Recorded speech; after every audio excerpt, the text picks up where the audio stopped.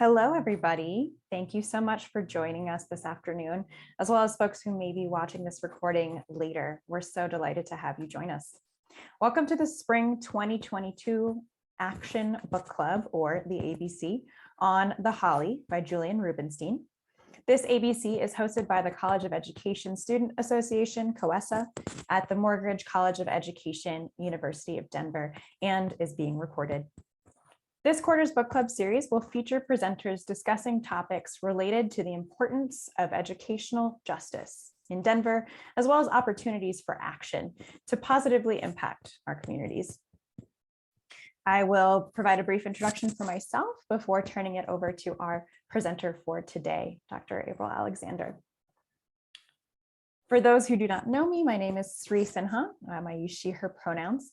I am a fifth-year doctoral candidate here at the Morgridge College of Education in the Department for Counseling Psychology. My own work focuses on queer people of color and multicultural counseling, as well as specifically in romantic relationships, including interethnic relationships. I also have had the privilege of being able to lead the social justice cooperative in the College of Education, primarily with the Counseling Psychology Department, which focuses on issues related to equity, diversity, and multiculturalism, both within our communities as well as in the larger Denver community.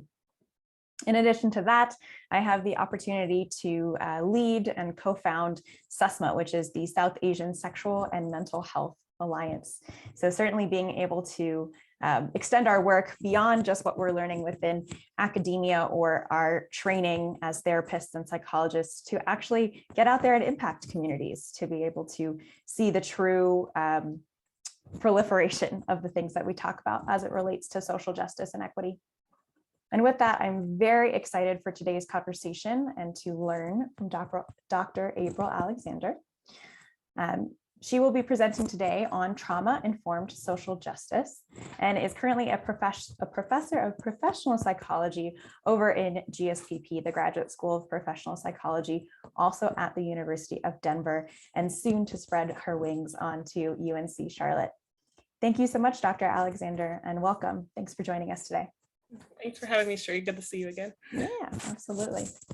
So we can start off by just hearing a little bit about yourself and just kind of positioning yourself in our world today. So do you mind just sharing a little bit for an introduction and anything that might be relevant for your current roles here as well?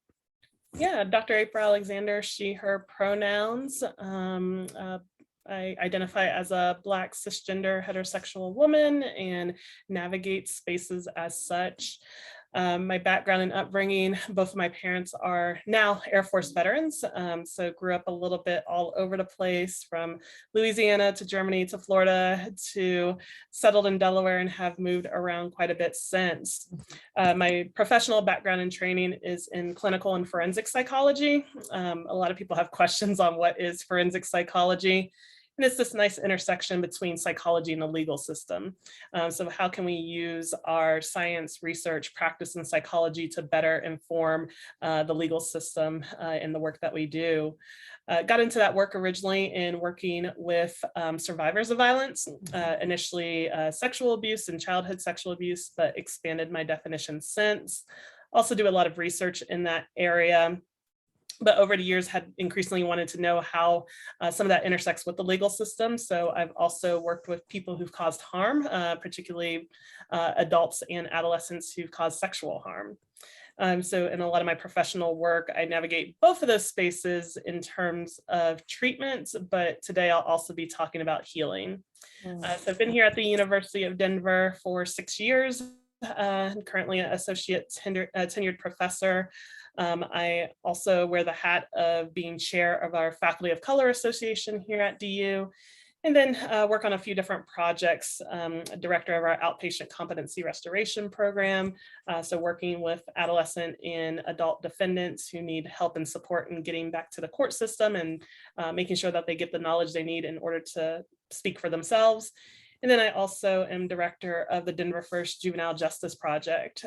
Again, we'll be framing some of that today, recognizing that so many girls and women are entering our legal system, and again, figuring out a way to support their healing.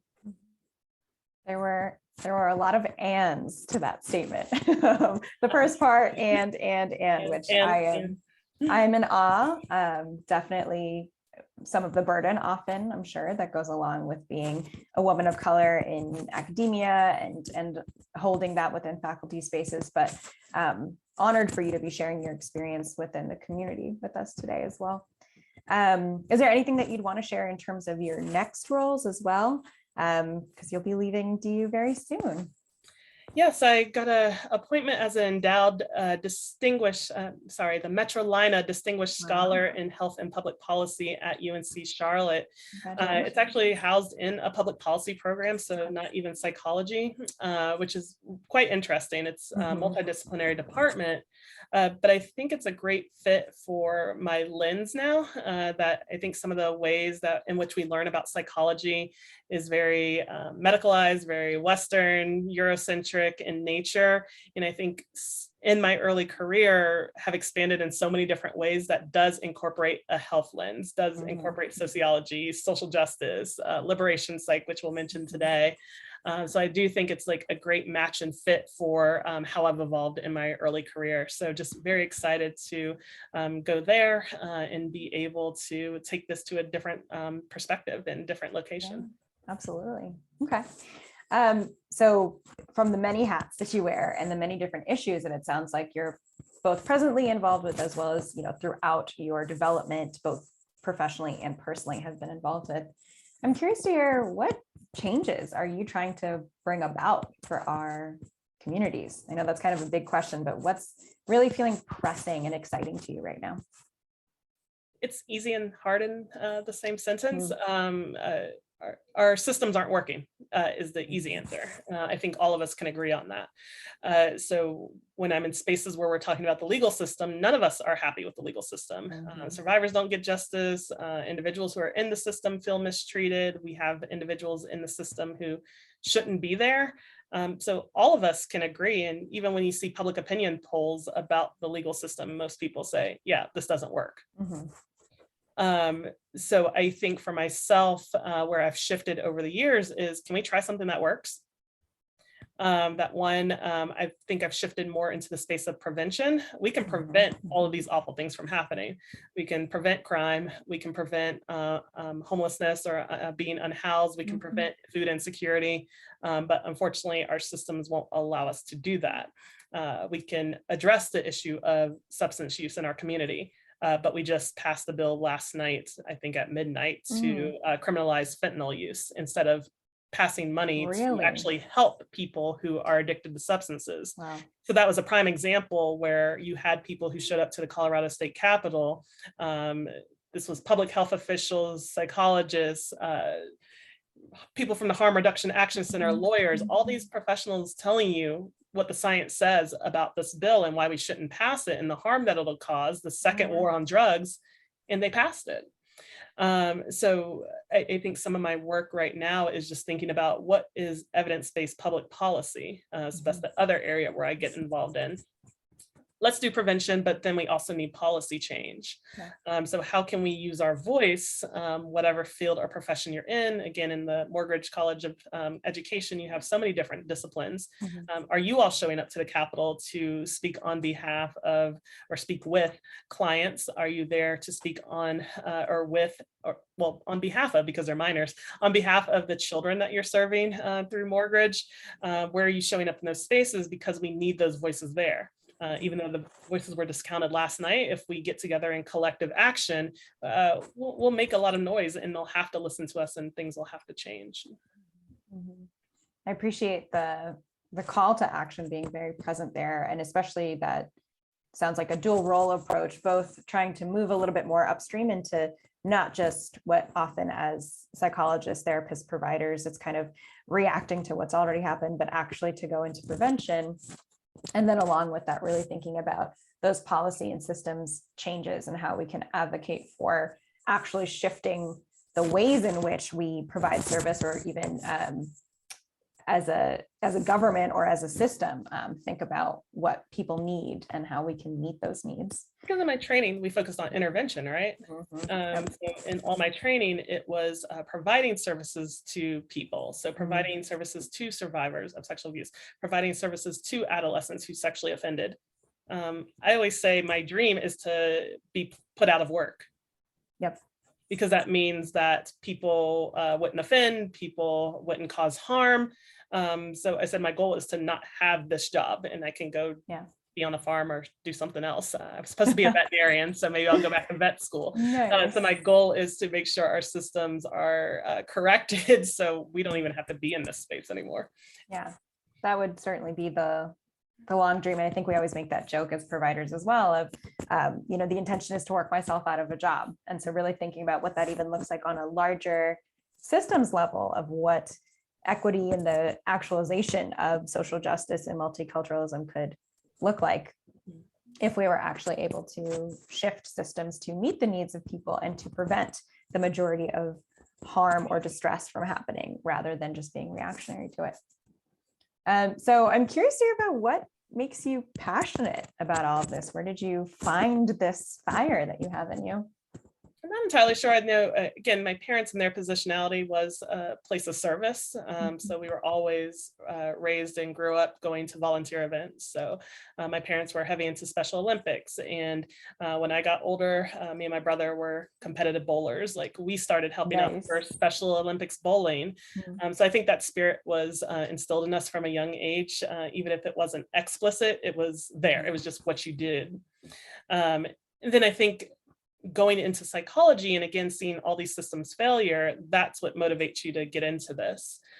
So my faculty position prior to coming to DU was through Auburn University. I had a faculty position where I wasn't even on campus. 4 days a week, I was at a juvenile detention facility, working with youth who had sexually offended. Great work. We had a 4% recidivism rate. Only 4% of our boys went on to reoffend, which is amazing, but that's actually the average. That's what, it wasn't just our program, that's all programs, right? So I think sitting there and doing that work and talking and doing clinical interviews, watching my students do hundreds of clinical interviews with these boys, there was so much more to the story than their quote unquote crime. Most of these kids had abuse histories, and I'll talk a little bit about that today. We were placing these kids on the sex offense registry for the rest of their lives. So even though they'll never reoffend again, they're on this registry, which tracks them, which prohibits them from going on to certain jobs and housing, housing, integrating into their community. So that was awful. Going into a facility 4 days a week, and it's majority Black and brown youth. And so again, in my positionality as a Black woman, that doesn't fit right for me. And then at the same time, the Black Lives Matter movement, I go home from all that, and then the Black Lives Matter movement was happening. So Sandra Bland died around that time, and that really affected me.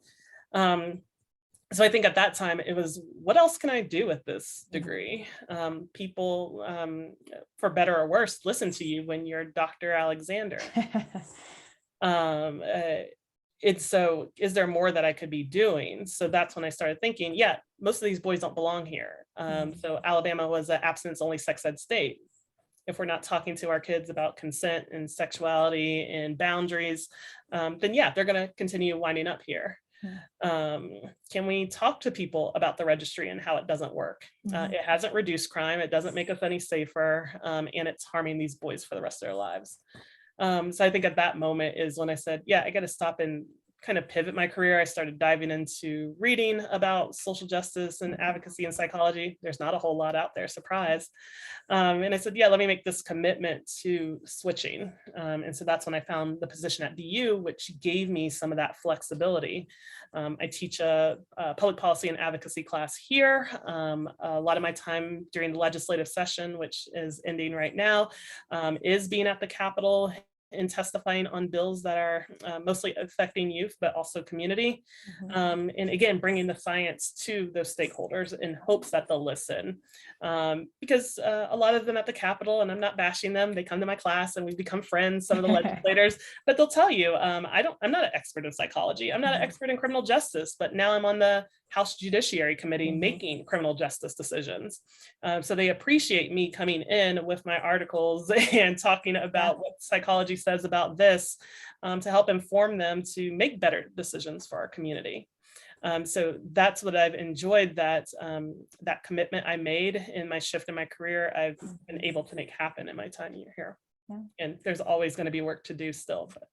Absolutely. Yeah. Well, I would love to get into a little bit of what you have prepared for us as it relates to trauma-informed social justice. I think that there will definitely be an opportunity for questions at the end as well. So if folks have any questions that come up as Dr. Alexander is presenting, feel free to share that through the Q&A feature, and we can bring that all together at the end. So I will turn off my video now. And do you have full screen real quick? Yep. Yeah. Looks full screen on my end, but take it away, Dr. Alexander. Thank you. So I came here today and just want to share some of my thoughts as I was speaking to Joy and the organizers of this event. The topic that came up to us was trauma-informed social justice. I'm not even entirely sure what that means. So some of this presentation is a few of my thoughts that I've really been pondering over the last few years of what it means to engage in trauma-informed social justice work. You know, it's becoming the norm to do land or labor acknowledgements, particularly at institutions of higher education. So here at DU, if you go to any event, there's going to be a land acknowledgement. There's a lot of criticism behind that. One, they're way too brief. So I tried to kind of construct this longer one to really talk about colonialism, power, oppression that's happened here on our campus. Most of the land acknowledgements acknowledge that we are on the stolen land of the Arapaho, Cheyenne, and Ute, but I'm not sure if everybody knows the history that on our grounds was the Sand Creek Massacre, which was one of the largest, most brutal attacks of Native and Indigenous folks in the United States. And that attack was essentially initiated by the founder of DU, Governor John Evans. I think this is important in our context of trauma-informed social justice because of the ongoing trauma that is still occurring. Even if we think about our moniker, the DU Pioneers, and the harm that that continues to cause. So for folks who weren't here in 2020, this caption of the protest that was held by a group of students here on campus to get rid of the moniker. To start thinking about a place of healing, a place of repair here on our campus. And as we continue to use this moniker, we're still perpetuating violence in some ways. And that's why, even though we do these land acknowledgements, they're not enough. So I'm always encouraged by looking at Indigenous and Native stakeholders and persons in our community who are talking about things like land back. Here at DU just a few weeks ago, we had the destruction of teepees. That's essentially a hate crime. And again, what does that look like in our climate where we're also talking about being a private university for the public good, to be about social justice, but we're still perpetuating hate through our moniker. That is, again, something that is probably supportive of some of the acts that we are seeing here on our campus on this very day. Again, a lot of my work has been with youth who've experienced various forms of trauma. In fact, this was one of the youth I early worked with back when I was in grad school in Florida. Do a lot of trauma, again, treatment or trauma work with youth, and part of their work is developing a trauma narrative. Trauma narrative is basically telling your story. Even though that was created in trauma-focused CBT as a model, we've always engaged as a society, we've always engaged in storytelling and narrative telling as a form of processing our life and processing our trauma. So as you take a look at this poem or song that he created, because he also played guitar, so he played the guitar as he shared this, just thinking about a 15-year-old boy who had experienced sexual abuse at the hands of a stepfather, what he's communicating and what he's saying. I also share this poem because a lot of people discount our children and our youth in their abilities and talents and the way in which they can understand the world. We often say, oh, let's not talk to them about this difficult subject because they don't understand. Well, if you're reading this here, he does understand the world, and he does have the language to talk about it, and even sophisticated language in which to talk about his experience. So I often, when I talk to youth and other young people, I often remind them that youth and young people are often the leaders of social justice movements. We see all the pictures from the 1960s, 70s, whether it's the US civil rights movement, whether it's the Chicano movement, and it's often young people doing this work. So that's always a reminder to kind of center ourselves in this. So I'm here talking about trauma-informed social justice, and the term trauma-informed care has become, in my opinion, a buzzword lately. That as you look at funding streams and mechanisms, they say, are you doing trauma-informed work, trauma-informed care? But I'm never quite sure if anybody grasps what that means. For instance, when I talk to school administrators or school instructors, they say, oh yes, we have a trauma-informed school. And I say, I read the papers. You don't have a trauma-informed school if you're placing 7-year-olds in handcuffs. In fact, one of the bills that I testified on this session was to end the prosecution of 10 to 12-year-olds. You can't prosecute 10 to 12-year-olds here in Colorado. So part of that bill was to eliminate that, as well as eliminate the use of handcuffs and restraints for 10 to 12-year-olds. And this child, him and his father actually arrived at the Capitol to testify. And the child, again, years later after this event, was still very much traumatized from it and couldn't share what he had written at that day. So his father, Brandon Pryor, who has done a lot of work in communities and thinking about transforming the school system and developing schools, was able to testify for him. Also heard things like, oh, yes, we're developing new jails and prisons that are trauma-informed. Jails and prisons can't be trauma-informed. Who's in our jails and prisons? It's often people who have been historically excluded, people who've been marginalized, oppressed, whether that's people of color, whether that's people with mental illness, people who've been impoverished. So there's no such thing as a trauma-informed prison. There are things you can do to make it safer, maybe a little bit more humane, but language-wise, we just can't accomplish that. Is our streets trauma-informed? So if we're doing this sweep of unhoused people, taking away their actual homes, destroying them, sometimes destroying some of their property, and on a couple occasions, a person's wheelchair from some community organizers I heard about, that's not trauma-informed either. So we talk about wanting to support victims and survivors, but I challenge us that we don't always do a good job of doing that. I'm going to get a little technical here. There are some principles of trauma-informed care that have been named. So whether you look at SAMHSA or FEMA or the WHO, all of them have sort of some principles of trauma-informed care. That we should understand trauma and its impact. I think people know that trauma exists and the different types of trauma, but I don't know if people know the approach to healing from that trauma and what that looks like. That, okay, you experience a trauma, are you over it 6 months later, a year later, 2 years later? I don't think people understand the full sequela of the impact of trauma. Trauma-informed care involves promoting safety. I often ask people, as we are looking at policing budgets and possibly increasing them in some cities, do you feel safe? Our policing or public safety budget here in the Denver metro area is $500 million. That's a lot of money. Do I feel any safer? No. So what is our sense of safety? When you say trauma-informed schools, what does that look like? Well, I have teachers in some of our K through 12 schools or college professors who aren't given any flexibility during COVID when people are experiencing various forms of grief and loss. So that's not a trauma-informed school. Cultural competence, thinking about, again, those who are most marginalized or historically excluded. Are our resources and interventions appropriate to all people? No. That you go to some treatment programs, and if you're an LGBTQ person, you're dismissed and you're not taken seriously. Even though we know LGBTQ persons are more than 3 times more likely to be victims of trauma. How do we support control, choice, and autonomy in decision making? So I've heard recently, as I've done some presentations, some critique about mandatory reporting uh, in ways that can take away from your autonomy. Yes, we want to protect children, but reporting can have some implications for your safety and your choice. Similar to sharing power and governance, how do we give power back to people who've gone through so much?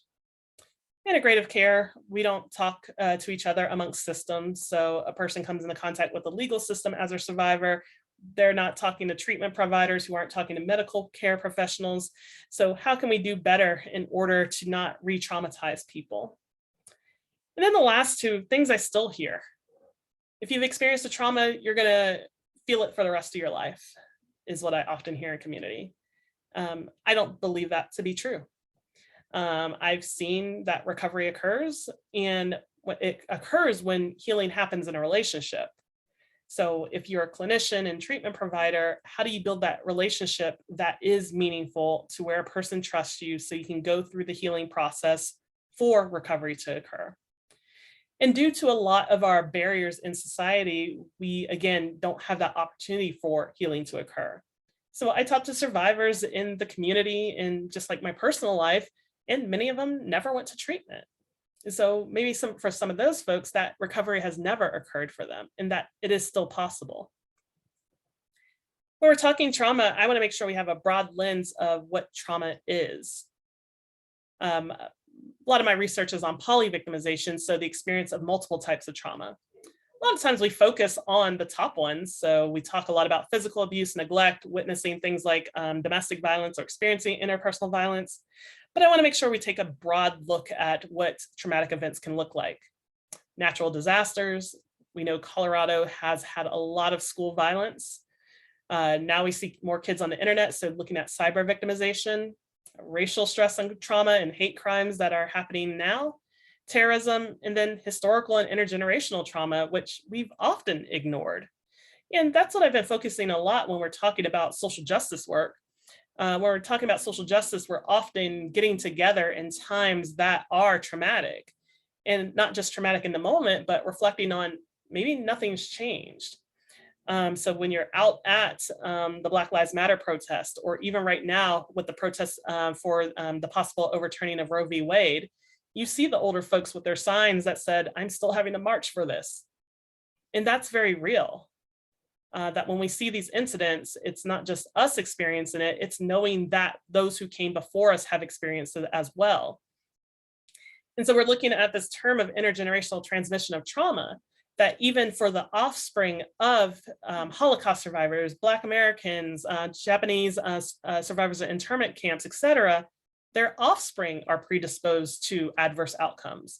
They're more susceptible of anxiety, depression, post-traumatic stress. It actually is held within the body. So many people are familiar with the book, and I just saw our student carrying the book, The Body Keeps the Score. That's really real, and it's even real in kind of following generations. It's not just you, it's the ones who come after you. And when we're doing our assessments, when I was taught in assessing trauma, we never asked about racial trauma, because I don't think we categorize it as a trauma. We talk about racial discrimination, but we don't see it as a trauma.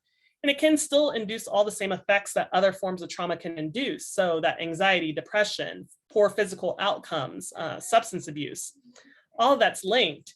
And as you see this from this article on the side, this graphic, we can map that out onto those symptoms of post-traumatic stress. Or there have been authors who talked about post-traumatic slave disorder. So very similar in kind of thinking about intergenerational trauma. And think about the bottom where you're looking at how it maps onto the symptoms of PTSD. Avoidance, so try not to think about it, avoiding people, isolation. There's been a lot of articles in the news in this moment. Some of them highlighted that Black women don't want to return from remote work. And when they were asking those Black women about that, they said, yeah, I don't want to go back to work because I don't have to go to the water cooler anymore and hear these microaggressions. This has been 2 years of me being able to avoid that because we've been on Zoom meetings and you don't have that banter in between. And I was like, ooh, that's very real. And again, that might be a symptom of some of this. And all of this starts early. I pulled this article that came out in 2020. Let's have Black youth document their experiences of discrimination over a 14-day period. Jot them down. At the end of that 14-day period, on average, they had experienced 70 different types of racial discrimination. And that's average. So yes, people much lower, but then there are adolescents who experience over 100 in 14 days. And you see some of the examples: people locking their car doors, teachers treating them as if they're not smart, a peer pointing out that you fit some stereotype, all the way to racial slurs.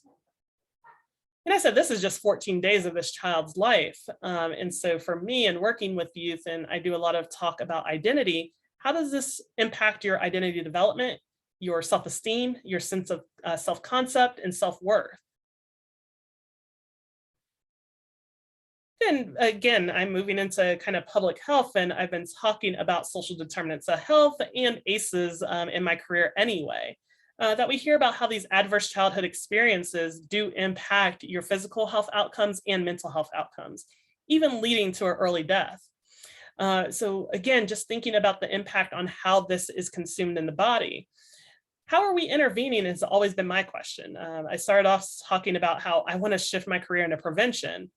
Yes, we can prevent child abuse. We can talk about that and ways we can do that. But also, if a person does experience these adverse childhood experiences, how can we intervene there? In California, a few years ago, just got their first Surgeon General in the history.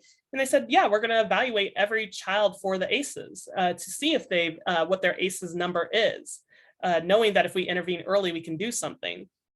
I thought this was great, but I also worry, how many kids in California are going to pop up high on the ACEs?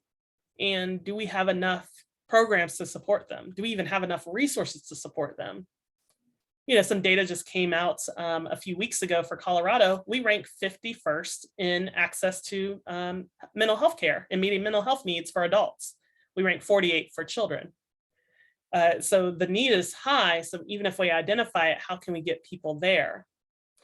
In Morgridge, I hope and I believe no, because I've sat on a couple dissertation committees, you're talking about the school to prison pipeline as well. I think about this in the moment of COVID because we've had all these kids who've been at home.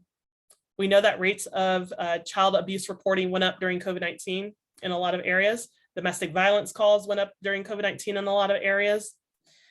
I was doing a lot of work with legislators and even members of Congress around that. And I said, yes, I'm worried now, but I'm worried for when we return back to quote unquote normal, back to our communities again.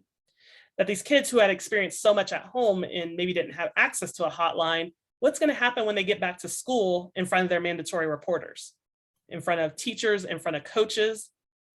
And some data that has just come out in the last few weeks said, yep, we've gotten a lot of mandatory reports since then. I talk about this because what are people's, especially teachers and administrators' approach to these students in school? They come in, they're traumatized, they're distressed, or you watch your family engage in domestic violence and all night, and you come home, you're tired, you have your head on the desk, and we discipline you. And we punish you for that without asking about how you're doing in a lot of cases, or what this kid's gone through. Or again, some kids have fallen back during COVID-19 without the consistent education, especially for our ones who've already struggled in school. And so we know the school to prison pipeline is the set of policies and practices that push our kids out of the school system and into the legal system. And we know the damage that that can cause. So again, I know in Morgridge you're more familiar with this, but we're also talking about other pipelines. So the sexual abuse to prison pipeline, majority of girls in the system have experienced sexual abuse. So again, did they get any type of intervention after that incident? Well, we speak to them and they often say, no, I didn't. Nobody asked me for help and what I needed. The cradle to prison pipeline goes way back. How are we thinking about prenatal care and postnatal care for parenting individuals? Are we providing them the resources that they need? Do their children have adequate food? So I've read a few articles this week on the formula shortage in the United States.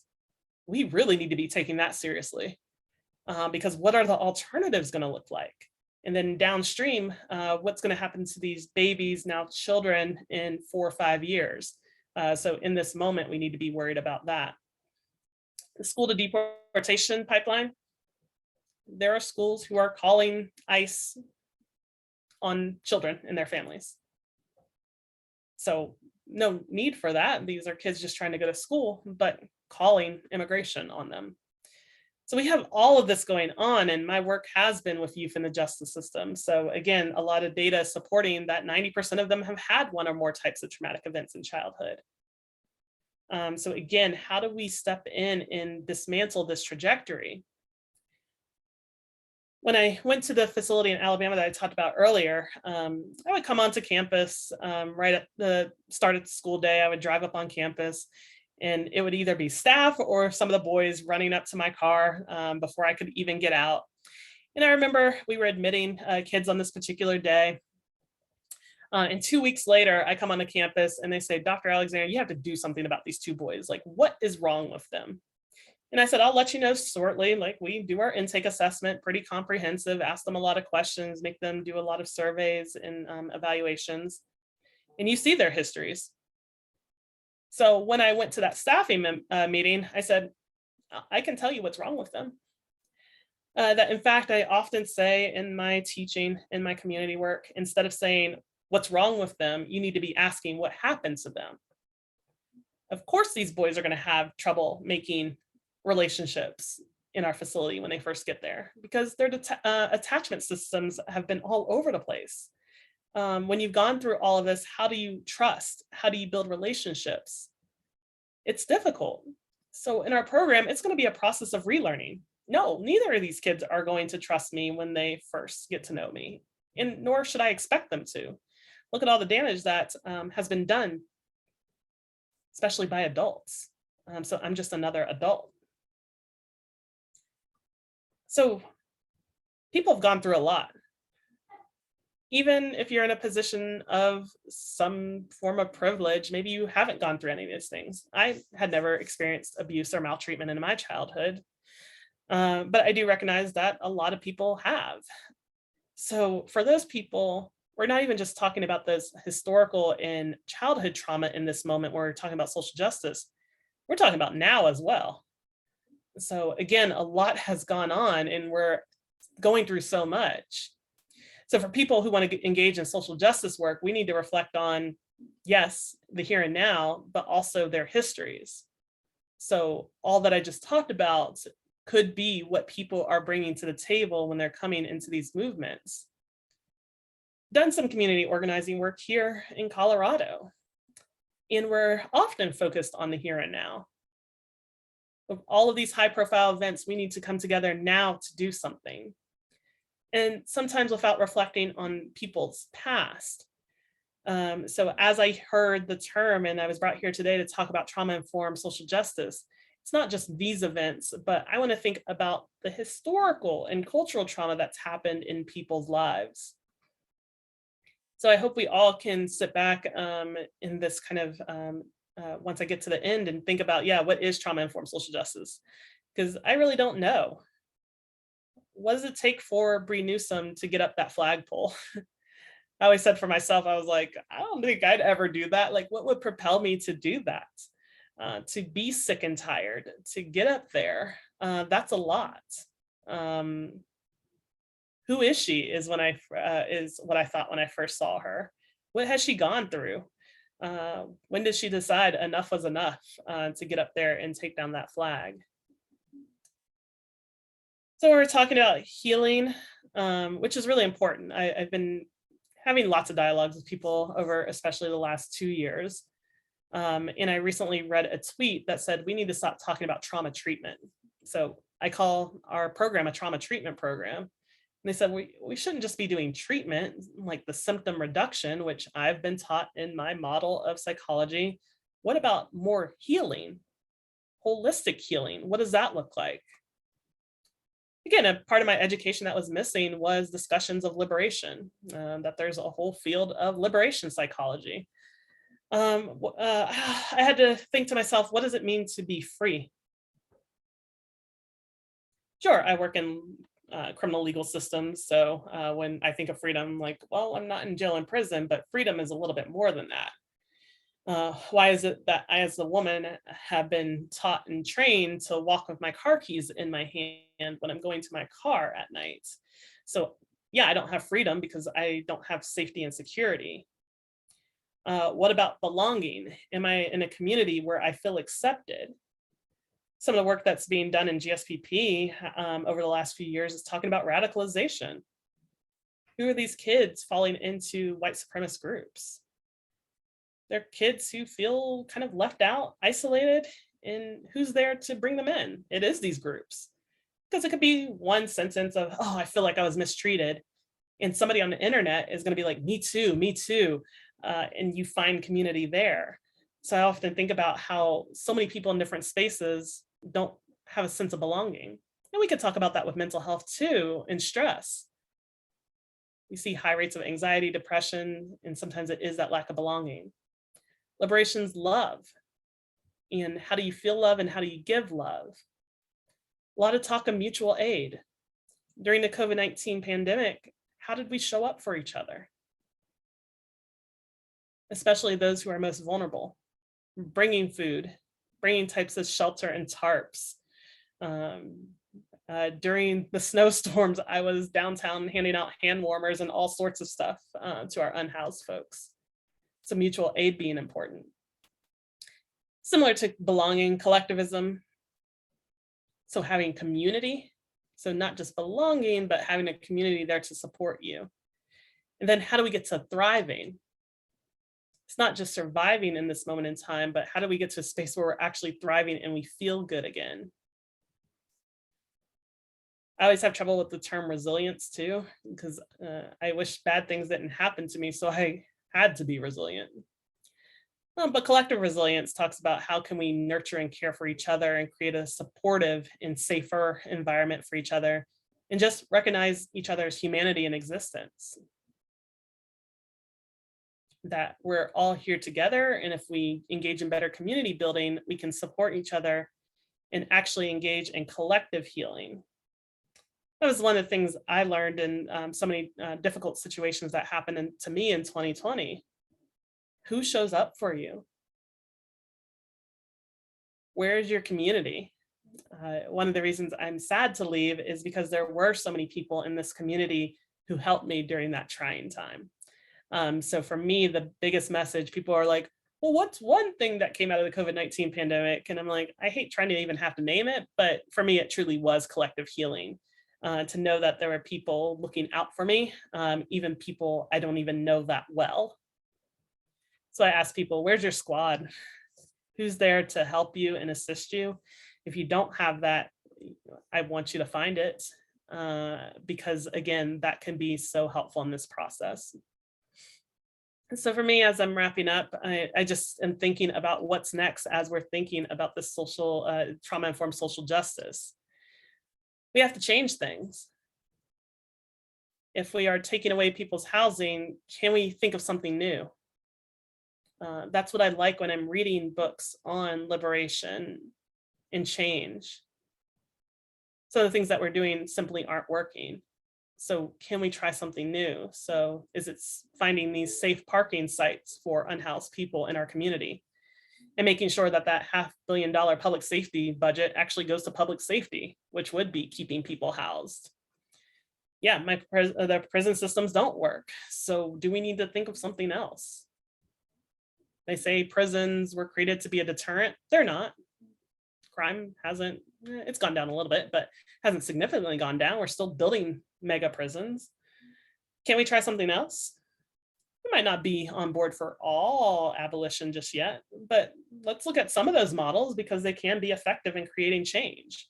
Or some of the work people are doing around restorative or transformative justice do bring about better results and healing for, again, those who've been harmed and those who've caused harm. And then we're going to have continued conversations. If you're not aware, APA, and I was a part of this on the APA task force on strategies to eliminate racism, discrimination, and hate, issued a series of resolutions, one on APA to dismantle racism and thinking of ways where psychologists can be involved in that, to demand health equity, and then the last one to APA apologizing for its role and psychologists' roles in promoting and perpetuating racism. If you haven't checked out the resolution, I'd encourage you to read it. Also on the website is a chronology that in our history and systems classes, we talk about the forefathers and founders in psychology, but they never gave us the real history, that many of those forefounders and fathers were supportive of eugenics and were white supremacists.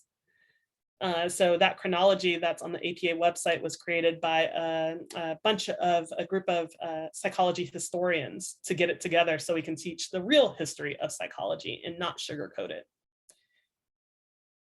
So what do you think about this apology? Some people said, man, this is great for APA to do. Some people, especially the Association of Black Psychologists, said, absolutely not. It's unacceptable, this apology. One, it's a little too late. Why did it come now? Why did it come at the deaths of folks like George Floyd, Breonna Taylor, Tony McDade for us to actually write this? Is APA honest in this apology? Are they going to do more? Similar to what I said about land acknowledgements, what comes next?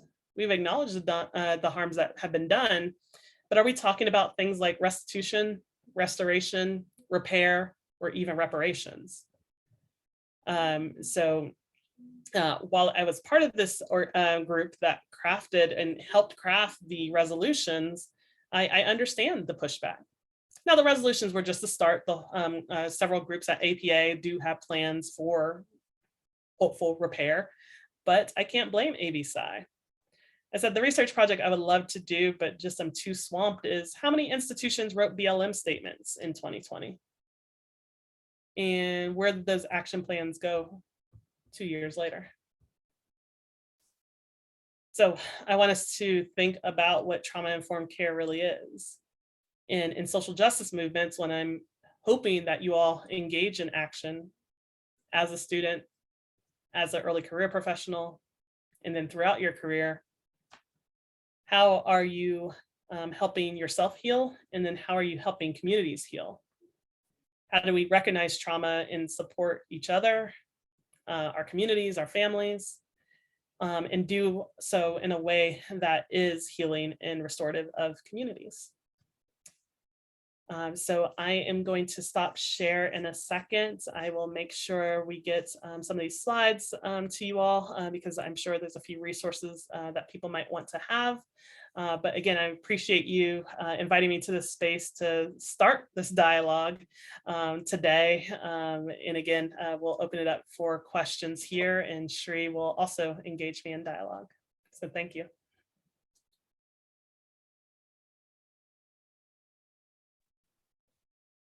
Thank you so much, Dr. Alexander, for that presentation.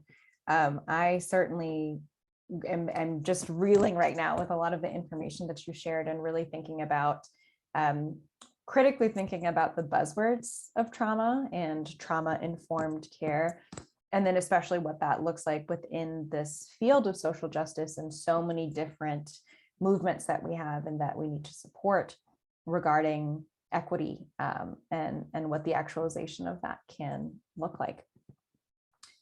So before we jump into our questions from the audience, as well as many of the questions that I have for you, we want to make sure that we are coming to a call for action. And so I am definitely curious to hear anything that's coming to mind for you right now in terms of our communities, both within the University of Denver, whether it's the Morgridge College of Education or Graduate School of Professional Psychology, or beyond that as well in terms of Denver, whichever community is speaking to you in this moment. But I'm curious about if there's any specific calls to action that you can share with our students, our faculty, and our attendees in this moment.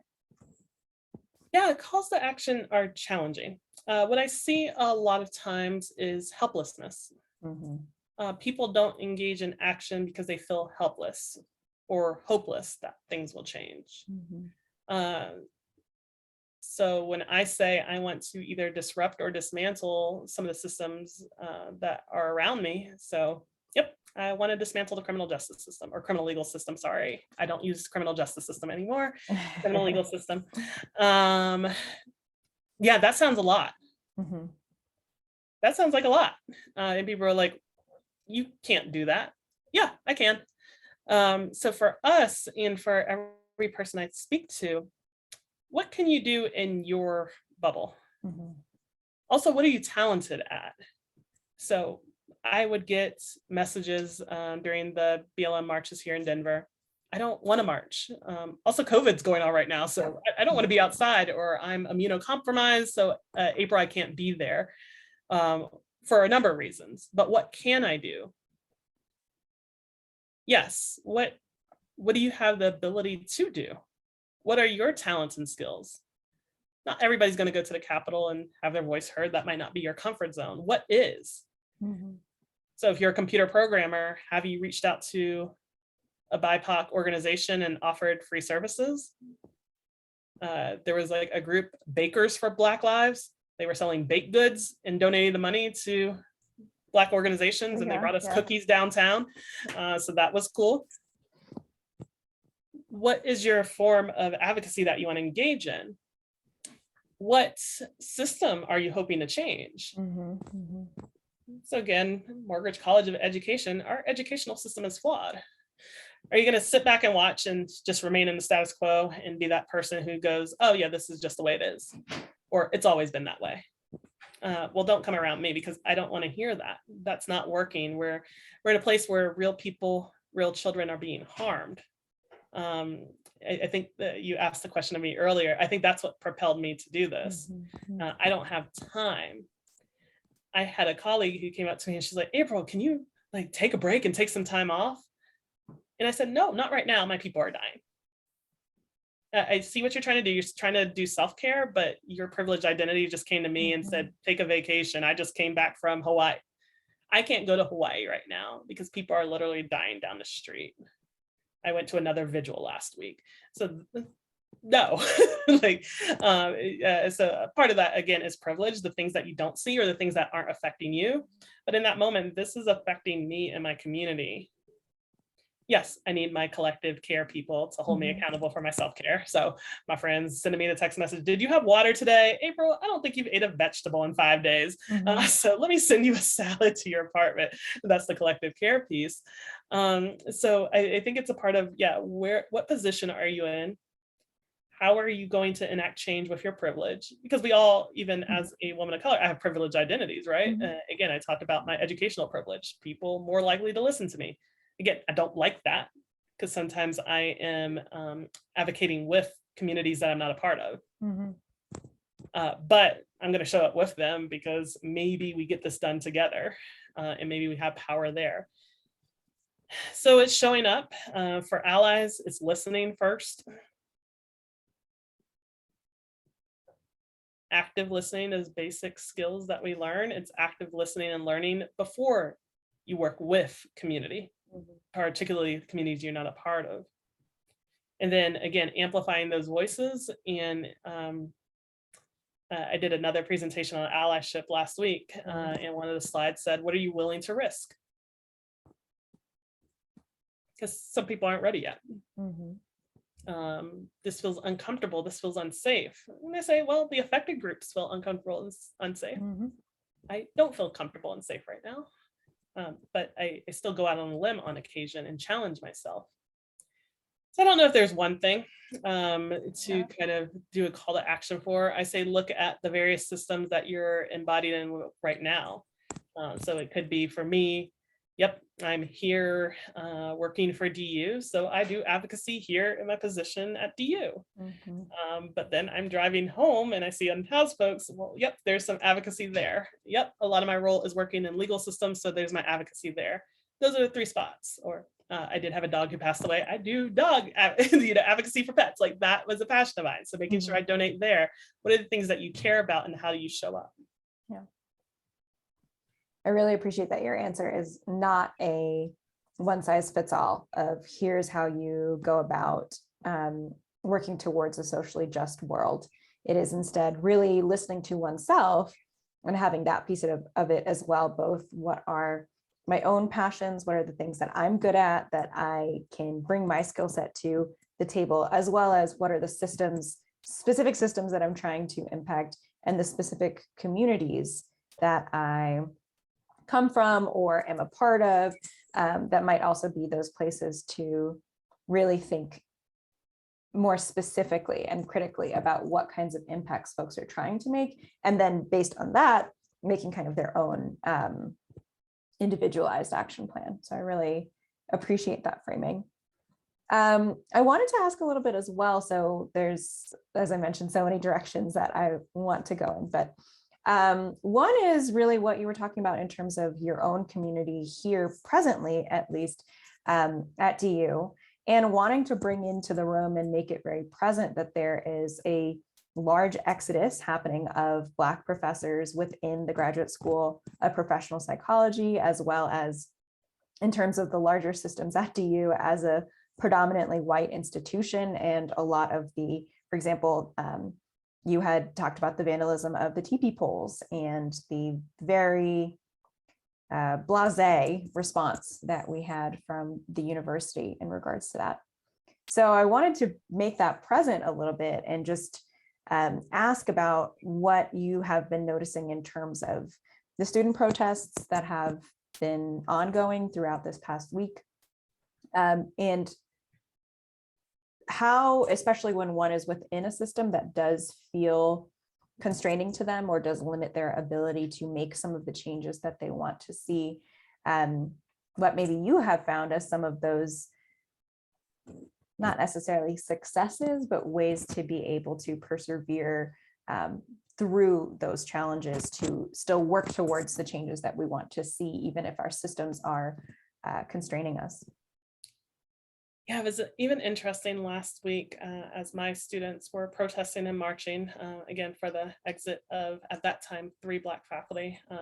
They got notification of a 4th this week. I recalled my journey here at DU started with protests. And that has been throughout my time here at DU. The first year I was here was a set of Black Lives Matter protests. Where they had us sit in on the bridge, and then they marched to Mary Read, and then Chancellor Chop came out, and those Black students and allies listed their demands. Then we get to 2020, and again, RAR, that student group, I marched with them, and they listed their demands. Their demands weren't that different than the group I marched with in 2016. Yeah. Then I'm here with my own students a week ago. Their demands aren't different than the prior 2 groups. So it's hard to think in where our spaces, and again, that's where some people feel hopeless in institutions of higher education, and particularly at historically white universities. What does change look like? There are changes being made. That's why I can't feel hopeless. Even for myself at this end of time, I think I did a lot here. I did what I could here to support students, staff, faculty, and community.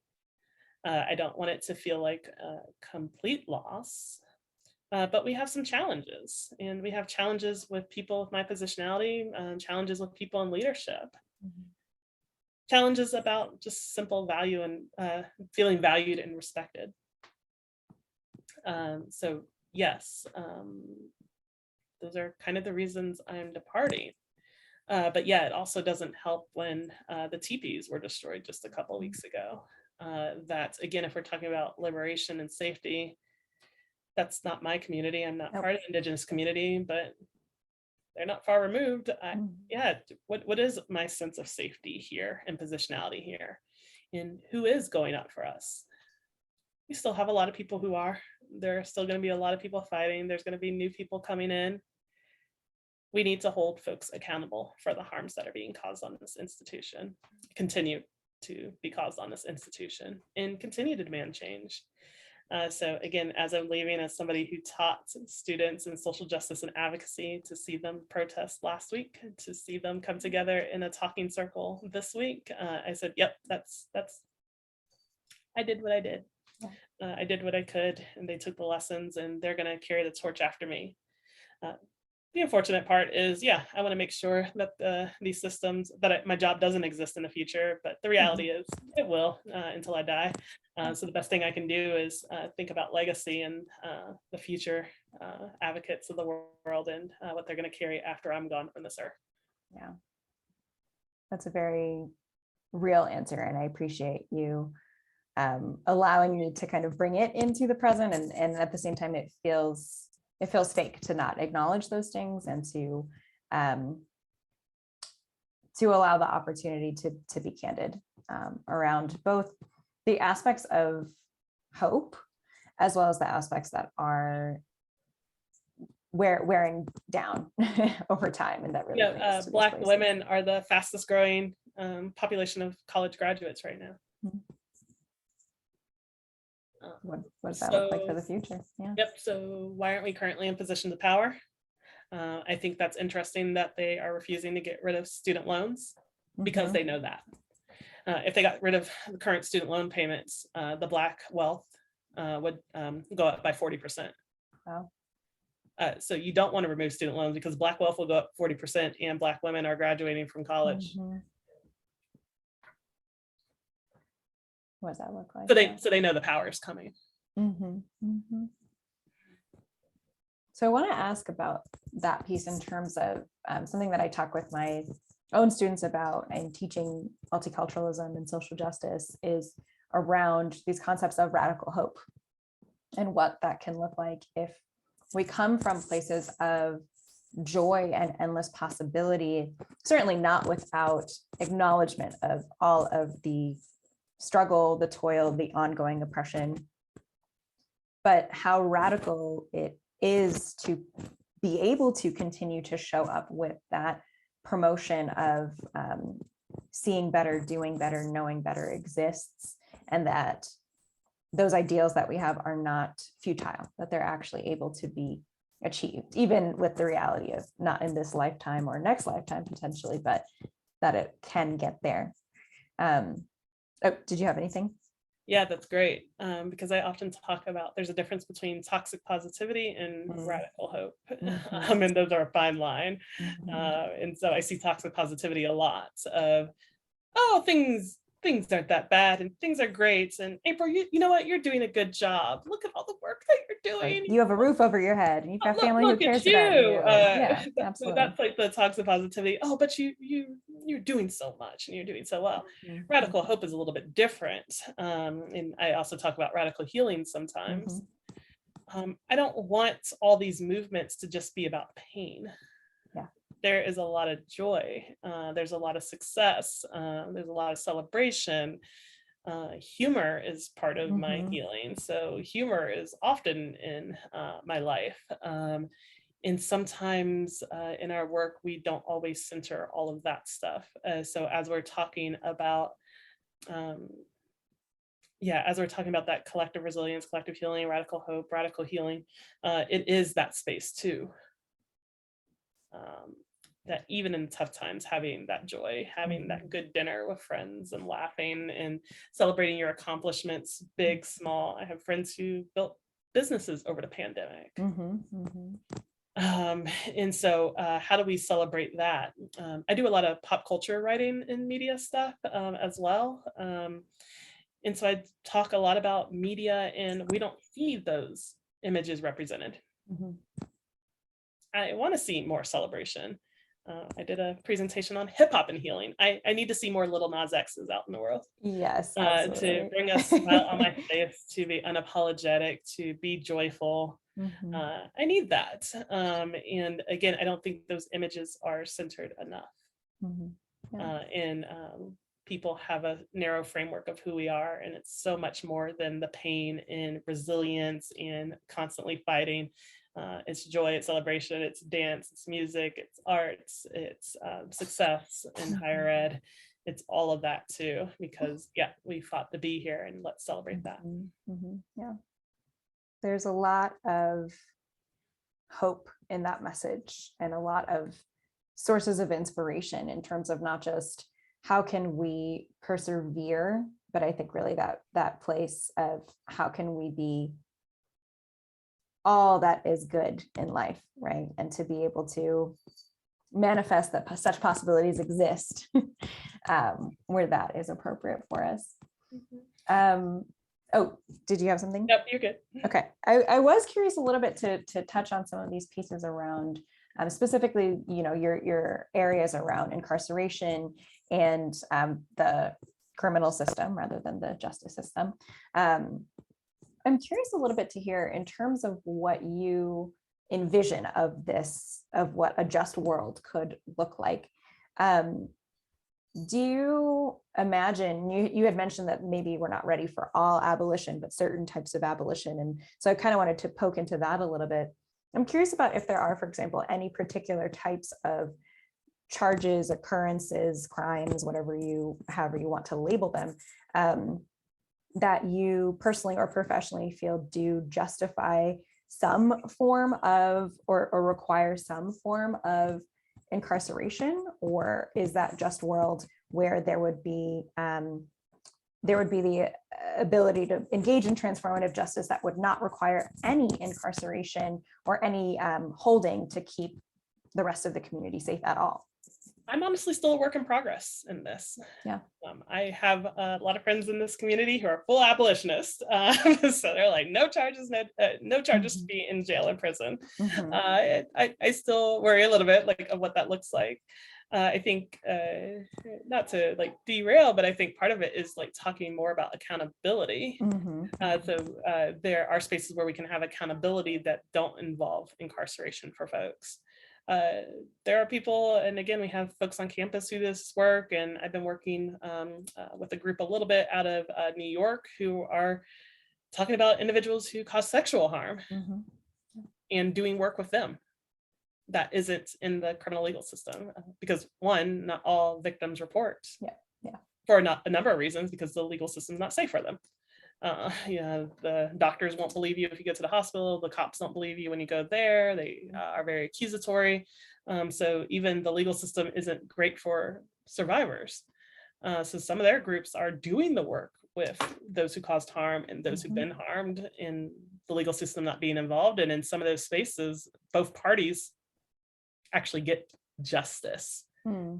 So yeah, we need to really, and again, there are abolitionists who are already out there. They're like, this is how we do it. But I still am in a work in progress always, and think of, yes, my ultimate goal in all of my roles is to keep communities safe. So I do want to explore ways to do that. Now, there are so many people in jails and prisons who just don't need to be there. Absolutely. When we're talking about this, we're usually not talking about the murders. We're talking about, I went to Denver jail last week for a tour and left like super emotional. You are still calling folks inmates. When somebody walked by, somebody said, there's one behind you. There's one behind you. So I left and I was like, all of this dehumanizing language that I wouldn't have noticed 15 years ago or as an adolescent and young adult. But now when I talk about person-centered language and liberation and humanization, I was like, how dehumanizing is that? There's one behind you, inmate.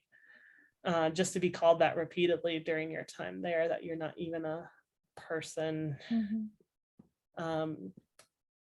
So yeah, I had a challenge, and I was like, oh, I was writing notes down after my thing of, at what point do we start dehumanizing people?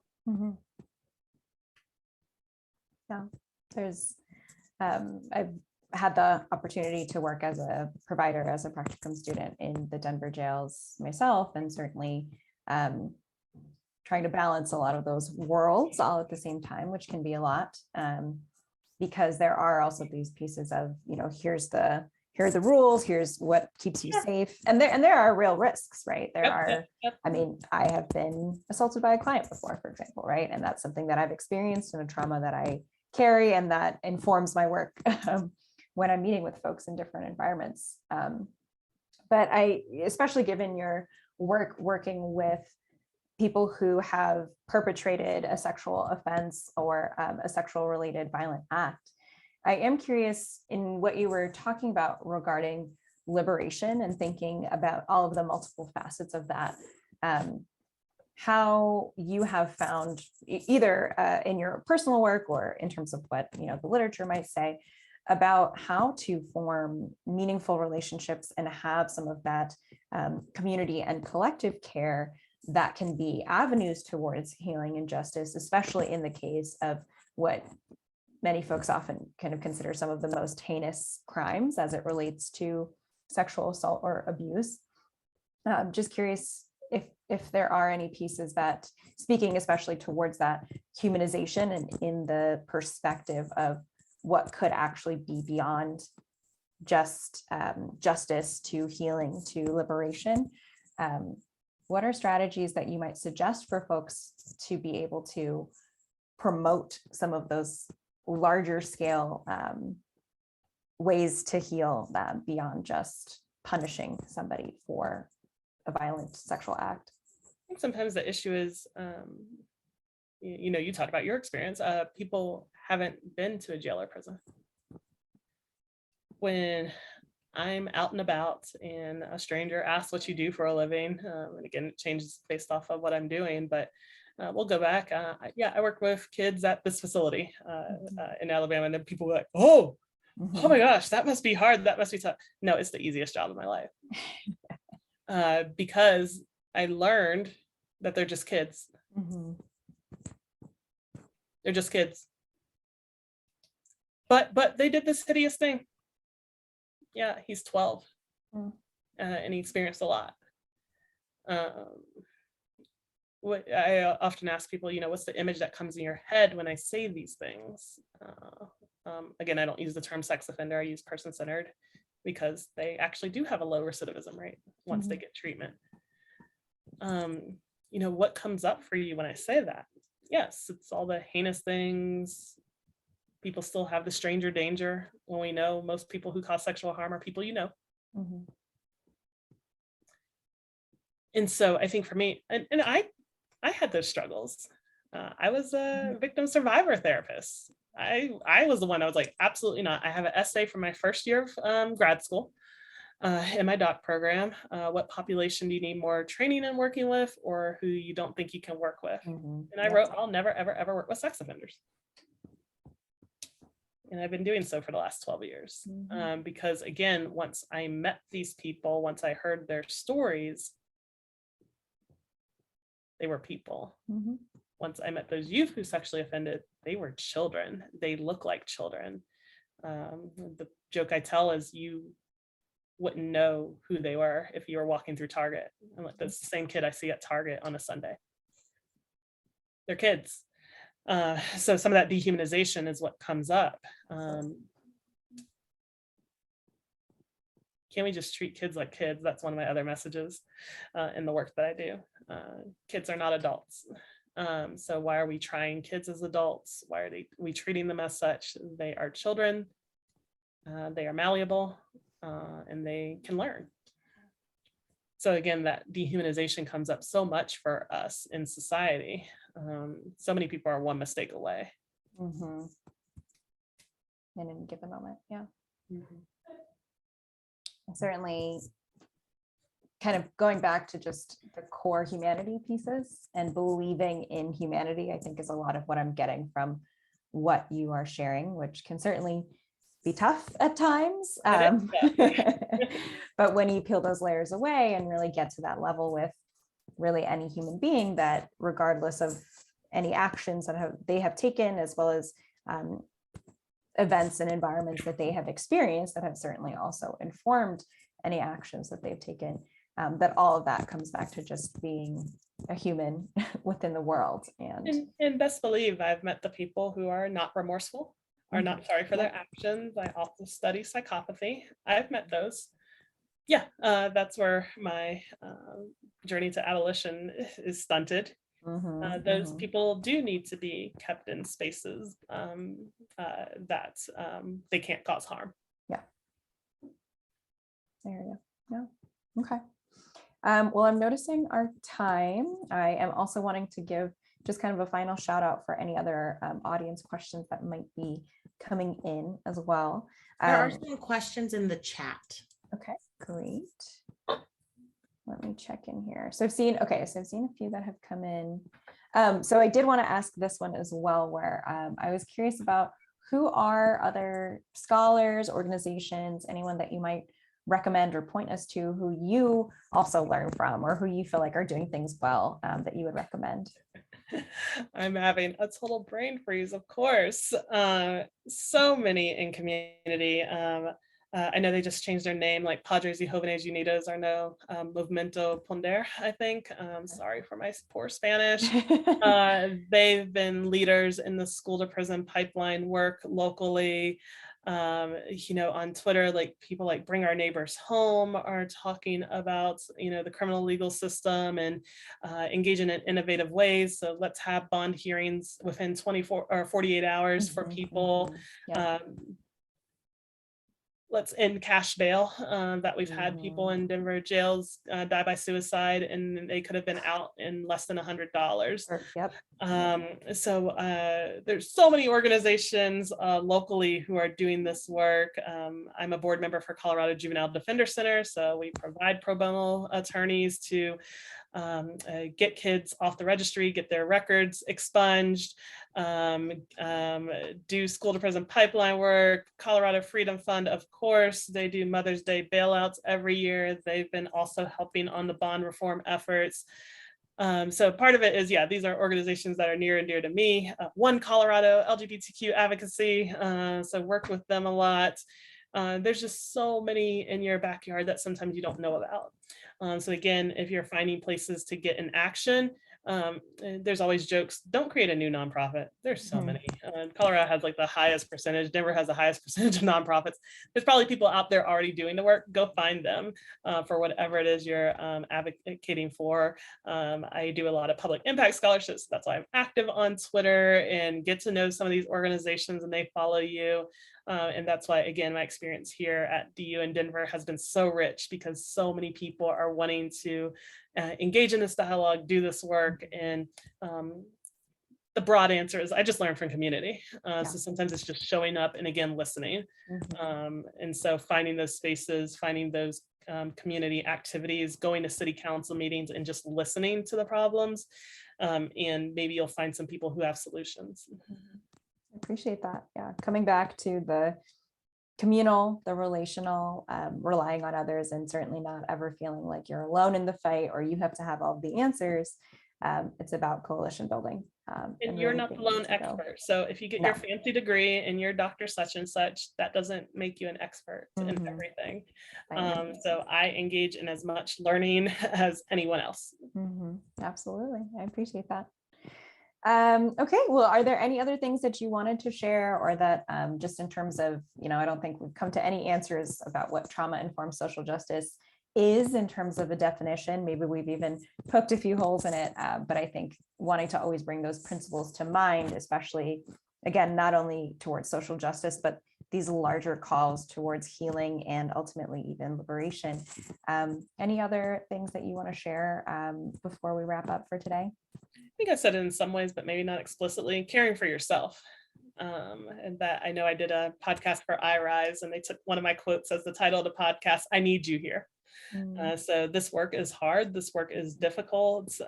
I do lose sleep at night. So I also need you to take care of yourself. And again, that's physical, mental, holistic, spiritual self in order for you to be here and do this work.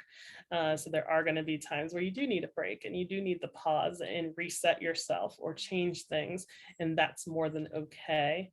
I think there's something I just reposted on Instagram right before I got on this call, like it's okay to quit sometimes because sometimes you just need that break and it's okay to be a quitter because maybe it's at